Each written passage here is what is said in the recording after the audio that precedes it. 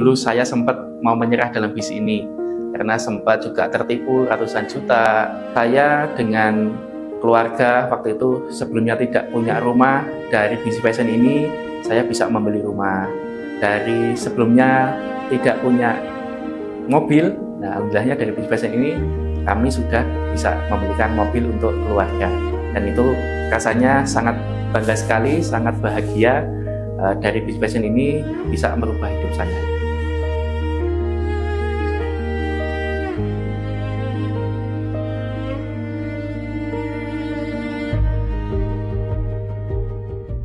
Perkenalkan, nama saya Noki Putra Perdana, owner dari Dr. Fashion Group.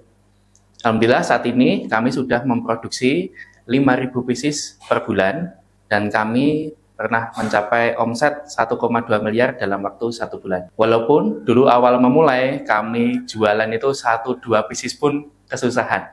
Tapi alhamdulillahnya setelah berproses dan mau belajar, jadi bisnis kita alhamdulillah bisa berkembang sampai saat ini. Sebelum saya memulai bisnis di fashion ini, saya dulunya adalah pekerja. Jadi saya itu bekerja di Gramedia sebagai pramuniaga. Dikarenakan waktu itu mau lanjut kuliah, nggak punya biaya. Akhirnya saya memutuskan waktu itu 2014 resign dari Gramedia dan memulai bisnis fashion ini. Saya memilih di bisnis fashion ini karena bisnis fashion itu merupakan salah satu kebutuhan primer, kebutuhan manusia. Jadi marketnya sudah ada, nah tinggal kita cara memarketingkannya aja yang lebih divariasikan. Nah, jadi marketnya sudah besar dan ini juga salah satu untuk kebutuhan bisa untuk jangka panjang juga bisnisnya. Dulu awalnya malah saya nggak tahu ini jualan di fashion ini seperti apa. Nah ini karena permintaan dari customer.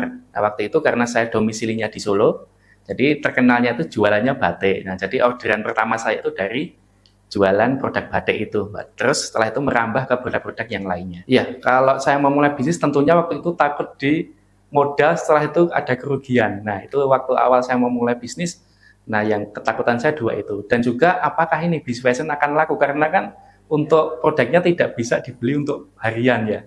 Nah, tapi alhamdulillahnya ternyata kebutuhannya sangat besar sekali di bisnis fashion ini.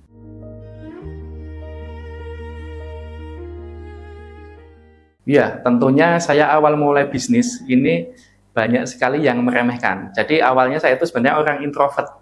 Jadi awalnya itu saya sering mengurung diri di kamar, jadi antisosial seperti itu. Nah, terus saya memulai bisnis fashion ini tentunya banyak orang yang berkata, apa bisa nanti kamu berbisnis, ngomong aja nggak bisa gitu ya. Awalnya seperti itu. Tapi saya dari perjalanannya membuktikan bahwa setiap orang mempunyai kesempatan untuk sukses. Ya, tadi untuk orderan saya yang pertama itu karena saya orang Solo, jadi produk yang dibeli itu batik. Tapi selanjutnya saya dapat orderan besar itu dari saya berjualan kaos karena waktu itu bertepatan adanya kampanye. Nah, jadi saya melihat peluang itu. Jadi kalau kita jadi pebisnis, intinya ada peluang, langsung kita bisa kerjakan. Nah, disitulah nanti akan ada cuannya. Wah, tentunya senang sekali ya, karena ternyata saya jualan kok ada yang mau beli juga gitu ya. Dari berproses saya posting ke sana kemari, menawarkan ke banyak orang. Ternyata ada satu orang yang beli itu rasanya syukur alhamdulillah. Nah dari situlah saya, oh ternyata ada marketnya. Dan itu saya kembangkan bisnis saya. Seperti itu. Saya memulai bisnis ini, saya itu patungan sama teman ya. Nah tapi saya patungannya hanya tenaga, karena waktu itu memang terkendala modal. Nah yang punya modal teman saya, dan teman saya pun cuman modalnya 1,5 juta. Nah, kita memulai dari situ, tapi kita kembangkan dengan sistem customer apabila beli barang di tempat kita, itu bayar duluan di awal. Nah, dari situlah saya memutarkan modalnya. Oh, kalau yang pertama laku itu lakunya dalam 1 hari ya 2 atau 3 gitu, sudah senang sekali ya dalam 1 hari itu ya. Untuk ini ya, kerugian yang pernah saya alami itu sempat hampir menyentuh ratusan juta. Nah ini karena waktu itu customer saya ada yang di luar negeri dan sering repeat order ke tempat saya. Awalnya pembayaran cash, tapi lama-kelamaan saya percaya. Nah terus ya saya berikan orderan, saya berikan produknya, tapi barangnya dibawa pergi. Nah jadi kejadian seperti itu dan nominalnya itu nggak sedikit, hampir menyentuh ratusan juta. Dan itu sampai sekarang belum ketemu orangnya di mana, itu belum pernah ketemu. Tapi ya saya ikhlaskan saja. Dan mudahnya diberikan tambahan rezeki lagi yang lainnya.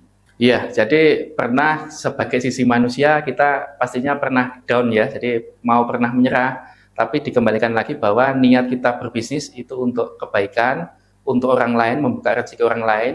Nah, saya percaya dari situ pasti Allah akan memberikan jalan. Kalau ditanya hampir menyerah, pastinya sebagai sisi kita sebagai manusia, dulu saya sempat mau menyerah dalam bisnis ini, karena sempat juga tertipu ratusan juta, terus kita juga pernah dibohongi teman ya seperti itu. Nah akhirnya saya down, tapi saya kembalikan lagi niat saya pertama kali berbisnis adalah ingin membahagiakan orang tua ya. Saya niatkan untuk Allah ya. Jadi kembali lagi ke niat kita bahwa bisnis ini nanti akan ada pertolongan dari Allah kalau kita niatkan untuk kebaikan. Wah, kalau untuk yang stok kita pernah itu dead stock, saya mengalami dead stock itu hampir 50 karung ya Mbak ya. Jadi itu bisa nominalnya ya hampir 300-an juta. Nah itu karena apa?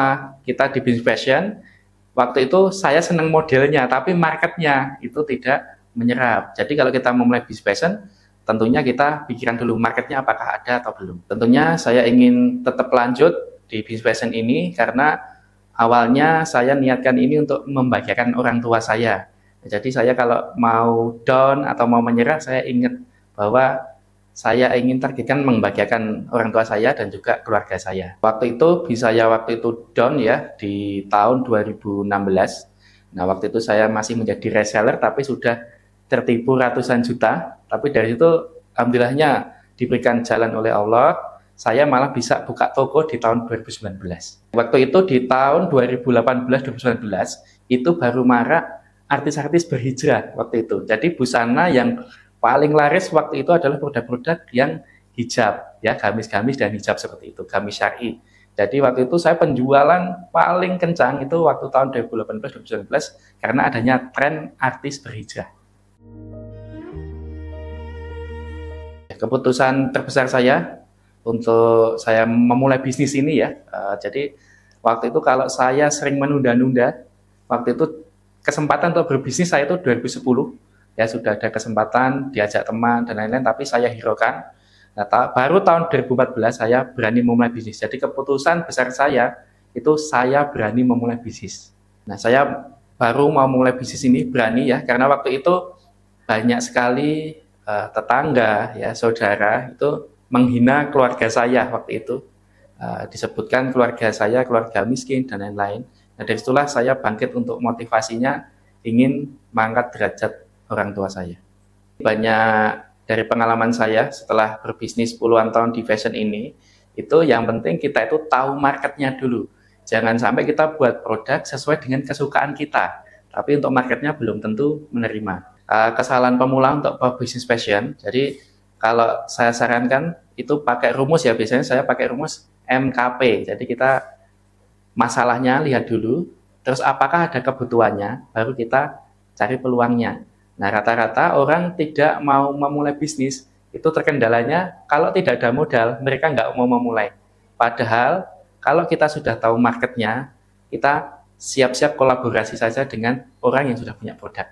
Ya, saya memulai bisnis fashion ini itu bukan dari produksi, tapi malah dari kolaborasi dengan orang-orang yang sudah ahli di bidang produksi. Jadi saya fokusnya di marketing. Kalau kita sudah dapat market, ada marketnya, jadi otomatis kita untuk berjualannya akan lebih mudah. Kita bisa kolaborasi ataupun kita bisa produksi sendiri setelahnya.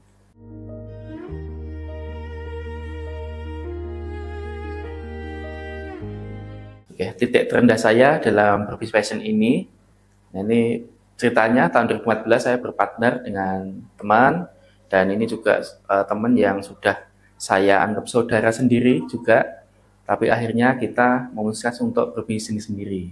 Nah itu karena waktu itu saya teken kontrak dengan teman saya kerjasama ini waktunya 1 tahun, tapi karena saya nggak enak menanyakan, nah waktu itu saya terus lanjut sampai usia bisnis 5 tahun dan sudah punya aset hampir 1 miliar. Tapi setelah saya tanyakan, waktu itu saya tidak punya hak sama sekali di situ dan akhirnya saya waktu itu down, hampir menyerah dalam bisnis ini. Nah, dari itulah latar belakang saya memulai awal bisnis lagi dengan brand namanya Dr. Fashion. Saya memulai Dr. Fashion ini mulai lagi dari nol, jadi tidak punya modal sama sekali. Akhirnya saya negosiasi dengan teman-teman yang punya produk untuk dititipkan di tempat saya. Dan saya untuk marketnya adalah jualan ke reseller-reseller. Kenapa saya memberikan nama Dr. Fashion? Dikarenakan waktu itu sudah ada 400 toko. Nah, waktu itu saya menyewa tempat di BTC, namanya dekat Pasar Klewer di Solo.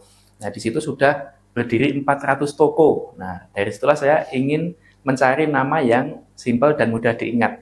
Nah, dari situ saya memilih nama Dr. Fashion. Kalau untuk tren fashion, tentunya dalam waktu 1 tahun kita ada trennya masing-masing.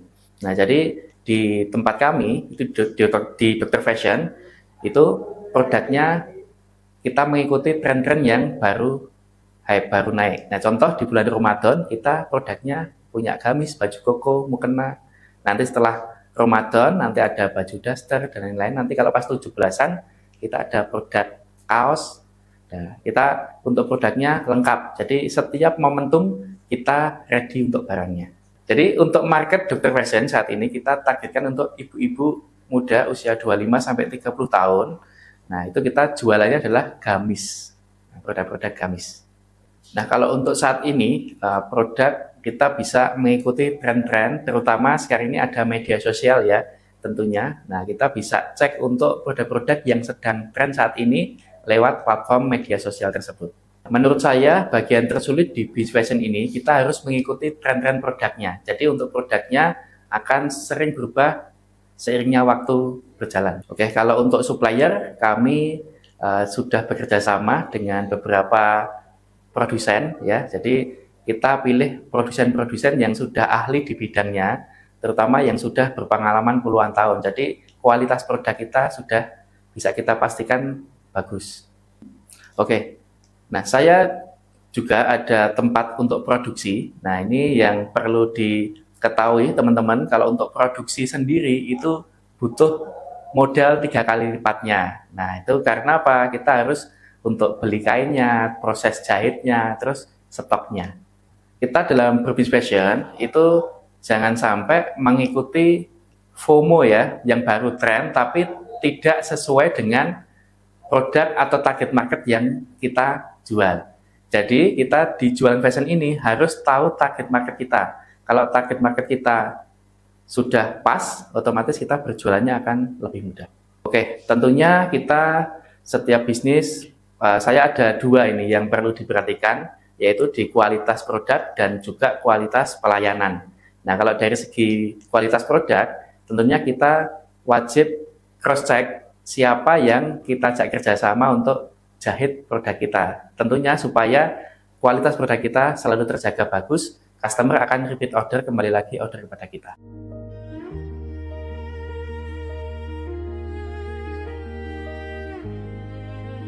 Yang melatar belakangi saya ingin sharing mengenai bisnis fashion, karena saya juga merasa dulunya saya memulai bisnis ini dari nol, dan saya sudah mempunyai ilmunya, pengalamannya, dan ini akan saya sharingkan supaya menjadikan amal jariah saya untuk kemudian hari. Nah, setelah saya mengajar, ini banyak sekali orang-orang yang belum memulai bisnis fashion, karena pertama bingung target marketnya, karena untuk jenis produk fashion kan banyak ya. Jadi kita tentukan dulu, pilih satu produk dulu untuk kita jual, dan kita tentukan marketnya ke siapa. Setelah saya juga sharing-sharing ilmu, alhamdulillah ini banyak sekali dari murid-murid saya yang sudah berhasil dan bisa untuk menafkahi keluarganya, bahkan ada yang bisa membeli rumah. Nah, ini berkat saya sharing, waktu itu juga saya juga pernah bisnis fashion ini produknya sampai ke luar negeri. Nah, jadi saya sharingkan ilmunya bagaimana, dan sampai sekarang ini bisnisnya masih berjalan. Menurut saya, edukasi bisnis fashion ini penting, karena ini nanti bisnis yang tidak lekang oleh zaman. Karena apa? Selama ada manusia, kebutuhan produk fashion itu akan selalu ada. Jadi peluangnya sangat terbuka lebar untuk semua orang bisa memulai bisnis fashion ini. Ya, momentum yang membuat saya bangga, senang, merinding juga. Nah, itu karena saya awal memulai bisnis ini berawal dari tidak punya modal sama sekali, bisa punya bisnis pun itu sudah suatu kebanggaan. Tapi dalam perjalanannya, saya dengan keluarga waktu itu sebelumnya tidak punya rumah, dari bisnis fashion ini saya bisa membeli rumah. Dari sebelumnya tidak punya mobil, nah alhamdulillahnya dari bisnis fashion ini kami sudah bisa membelikan mobil untuk keluarga. Dan itu rasanya sangat bangga sekali, sangat bahagia dari bisnis fashion ini bisa merubah hidup saya. Saya pernah launching untuk produk itu memang waktu itu pas momentumnya artis berhijrah. Nah, waktu itu momentumnya pas sekali saya membuat produk gamis waktu dengan bervariasi warna dan juga bervariasi ukuran. Nah, itu bisa tembus puluhan ribu pieces per bulan. Nah, itu momentum yang luar biasa yang pernah saya rasakan di bisnis fashion. Naik level menurut saya, jadi di bisnis itu tergantung dari startnya masing-masing. Tapi kalau menurut dari saya, teman-teman selama bisnisnya teman-teman ini selalu progres, selalu bertumbuh ya. Yang sebelumnya nggak punya produk, sekarang sudah punya produk. Sebelumnya belum punya brand, sekarang sudah punya brand. Yang sebelumnya omsetnya 1 juta jadi 10 juta, berarti sudah ada progres. Nah, jadi teman-teman silahkan nikmati naik levelnya masing-masing. Nah, setiap bisnis nanti ada masanya sendiri-sendiri. Orang memulai bisnis fashion biasanya takut terkendala apakah biayanya harus banyak. Ya. Terus yang kedua, apakah bisnis fashion ini bisa terjual harian?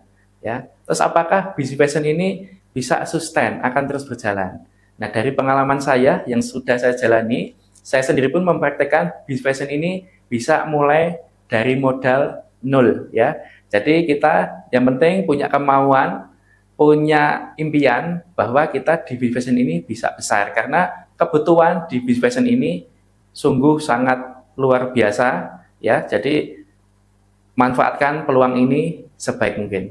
Saya kalau bisa kembali di zaman dulu ya, saya mau mengucapkan cukup terima kasih sudah berproses sejauh ini dan masih ada tugas-tugas berikutnya yang menanti.